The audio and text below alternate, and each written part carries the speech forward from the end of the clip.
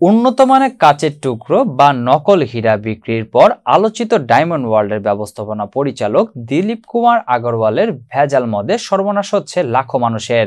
আওয়ামী লীগের শিল্প ও বাণিজ্য কমিটির সদস্য দিলীপের মদ বিক্রি কোম্পানি গুলশানের সাবের ট্রেডার্স লিমিটেড বা এসটিএল জাতীয় রাজস্ব বোর্ড এনবিআর এর কাস্টমস বন্ড কমিশনেট সূত্র বলছে, এসটিএল কূটনীতিবিদদের ব্যবহারের জন্য আনা বন্ডেড ওয়্যার হাউস সুবিধার মদ কালোবাজারে বিক্রি করে বিগত 7 বছরে সরকারের প্রায় 283 কোটি টাকা শুল্ক ফাঁকি দিয়েছে। এদিকে দেশে বন্ড সুবিধার মদে ভেজাল দিয়ে কালোবাজারে বিক্রি করায় আশঙ্কাজনক হারে বাড়ছে মাদকসেবী সংখ্যা। ভেজাল ও নিম্নমানের মদ পানে অনেকে অসুস্থ হয়ে পড়েছেন বলে জানা গেছে।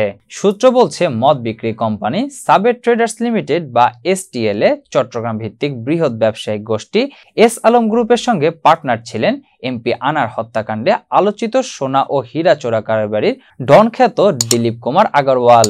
গত 5 আগস্ট শেখ হাসিনার পতনের পর ক্ষমতার পালাবদলে আওয়ামী লীগ থেকে বিএনপিপন্থী হয়ে ওঠে দিলীপ কুমার আগরওয়াল। এস আলম গ্রুপের মালিকানাধীন 75% শেয়ার থাকার পরও মাত্র 25% শেয়ারের মালিক হয়ে দিলীপ রাতের আধারে নিজের নিয়ন্ত্রণে নেন পুরো সাবের ট্রেডার্স লিমিটেড।